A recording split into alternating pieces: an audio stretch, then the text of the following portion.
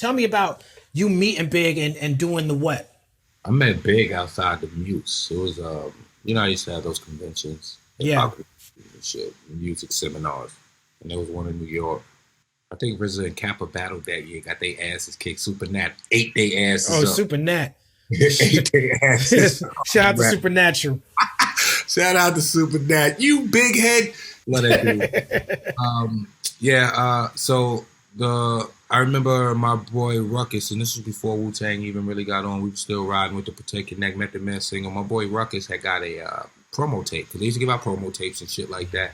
And it was the it wasn't the Big Mac promo shit. It was because this was Me and My Bitch. Had that song on it, so it might have been on an Uptown MCA, like a party and bullshit joint at the time. Yeah, but because there wasn't a Bad Boy then. And then my boy was like, if you ever do a song with anybody, do a song with this nigga. And he played Me and My Bitch for me. And then I was in Atlantic City. There was another convention there. And I met Keith that day, Guru. Mm-hmm. Cool ass dude. Bought me a Heineken. And Dan Smalls was working at Uptown MCA, I think, at the time. Dan Smalls. Big up Dan Smalls. He gave me the Who's the Man soundtrack. Oh, with the party and the bullshit. With the party and the bullshit on there. And he was like, listen to this one. This is my boy Big. I'm like, there goes that name again. You know? He performed Party and Bullshit that night. And I remember because I had heard the song. I love the song. But I forgot it was that one little breakdown part in there. Oh, and when he came on stage, it was 100 Brooklyn niggas with him anyway. 100 Brooklyn niggas with him. So that part happens in the record. And niggas really looked like they was fucking fighting. Because, you know, we used to rock out. You remember how Onyx did shows? Yeah. Even the people on stage wasn't fucking safe. These niggas was slam dance, all kind of shit. Mm-hmm. So these niggas is up there fighting. And then Big hit, as soon as Big hit him with the chill, that's when I felt like this feeling come over me like they just killed this shit. Watch what he do. Get along. And I was like, yeah, boom. And he had on that Big shirt, B.I.G. When you wore something in a video, right, you know, because of recognition, you probably wore that outfit 5, 6, 7, 8, 9, 10 times after. Yeah. You know? Yeah. So when I ran into Big outside the spot, he had the B.I.G. shirt on and shit. And this is before he even shot that video. He had the B.I.G. shirt. And he was like, yo, I want to fuck with you on the song and shit, blah, blah, blah. We should hook up. I was like, all right, I'm with it. But knowing that I couldn't do the fucking song, because RZA at this point in time was like, yo, we not splitting this money with nobody. Don't do no songs with nobody unless they doing songs with us. The money stay here. So after I snuck off to do the joint with Big and shit, it was a great night. Man. That's not the only time I had to sneak off and do a joint.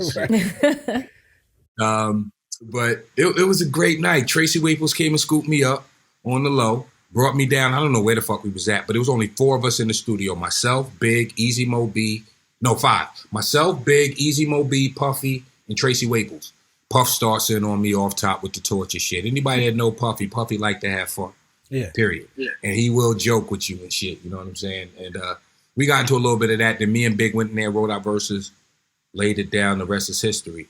Now, RZA said that Method Man gets along with everybody, right? Yeah. And you also featured with Pac on Got My Mind Made Up. And I've read you talking about how that could have been an uncomfortable conversation with Big because you were so close to Big, but you didn't. It's not like you wasn't in the studio with Pac when he recorded it, right? Like you had recorded your verses and then Pac jumped on it when he got out of jail. Is that accurate? No, but I wanted to make that clear to Big when I seen him, and I did. But I also let him know that I would have probably jumped on that song any motherfucking way and shit. You know what I mean? Mm-hmm. What people failed to understand was a lot of people, and even to this day, I hate when they say East Coast, West Coast. There wasn't no East Coast, West Coast thing. We was out there. We was actually out there when all that shit was going on. Wu-Tang was living there in the fucking Oakwoods. Anybody that went to LA and I was just in the Oakwoods. I was just in the Oakwoods a month ago, my nigga. Like staying there, doing DJ sets from there. Bro, when we was there, fucking Countess Vaughn was still a kid. type shit. You know what I'm Right. saying? They call it the Ava now. It's called the Ava now. Yeah, something like that. Facts. I seen the video. Recently seen the video of you out there when BG Knockout and them got in that fight. Y'all was at the golf. We was out there by ourselves. Me and Redman. Right. We was out there by ourselves and shit. Right. Wasn't no East Coast. If it was, then we would have felt it right then and there. Them niggas could have whooped our ass. We was by ourselves. And the whole fucking dog pound was there. You know what I'm saying? Nate Dogg is a G. But at the end of the day, the Pac song, that happened, because I was real tight with Daz, Corrupt, Snoop, you know? And they would come scoop me anytime I came to LA checking in, like, yo, I'm here. What's good? You know what I'm saying? And same on the East Coast. I got to deflect real fast. One time, I've been going to this dread uptown, Benny Rat. Shout out to Benny Rat. Benny Rat used to bring me to all the gates in Harlem and shit, right, to get little trees and shit. And I used to go to this gate for years. That's a New York term, the gate. You know what I'm saying? Right? Dread never opened the door for me. Ever. I never even seen the inside of this bitch. He never opened. You know, they put it through the slot. Put the money through the slot, they put the weed through the slot. I bring Snoop to this motherfucker. Dread opened the door. He introducing us to the kids, the wife, everybody up in the spot. He offering food and shit. Ask Snoop. Snoop would tell you facts. Shit was crazy. I was like, this motherfucker. I done spent like Lexus money with this motherfucker. He ain't never invite me in this bitch. But anyway, Daz came and scooped me up. I had Deck with me that day, and Doc was there too. We all, you know, we made a day of it because we just went there. His wife cooked. We was eating and shit, smoking, playing the game and shit, and then niggas started writing. And the original song had Rage on it. So, you know, it started off with Daz, then the part where Pac was rhyming, that was Rage, then Corrupt, myself, Redman, then Deck. I just got somebody just sent me that shit too. Deck's verse on that record. He murdered that shit. Should have kept it on there, but the record was too long. But yeah, that's how the record came about. So Pac gets released. And Death Row's such a family at this point in time. They like, look, Pac just came home. He got this wave. Whatever we got, we gonna give it to him.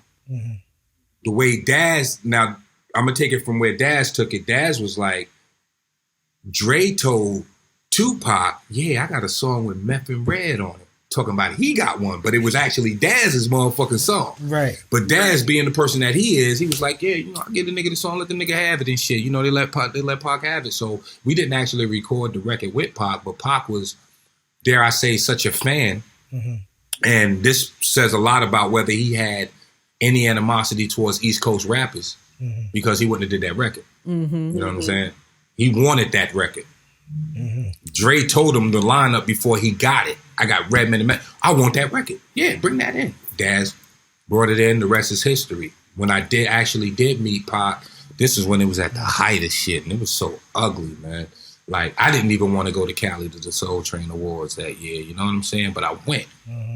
And on the flight out to Cali, Suge was on our flight, leaving New York. He was on our flight and shit. You know what I'm saying? He ain't say nothing to a nigga and shit. I ain't say nothing to him. But when he got off the plane, he was getting off, he got up to get his bags and shit. He looked over, gave the head nod. I gave him the head nod back. So, takes it to later on that night. I'm on fucking mushrooms. I done smoked a little half a clip of dust blunt, all kind of shit. I'm fucked up right now. I'm up in the corner like this. Now it's hitting me. It's like, wait a minute, nigga. You in there, you out here by your motherfucking self. You don't know none of these motherfuckers and shit. So now I'm up, and this is you remember how the Hard Rock, what was the name of that spot? House of Blues. Yeah, House of Blues. House of Blues. They do the pre-party there all the time. So now I'm up in a booth like this, paranoid like a motherfucker. I'm on mescalines and shit. I'm bugging the fuck out.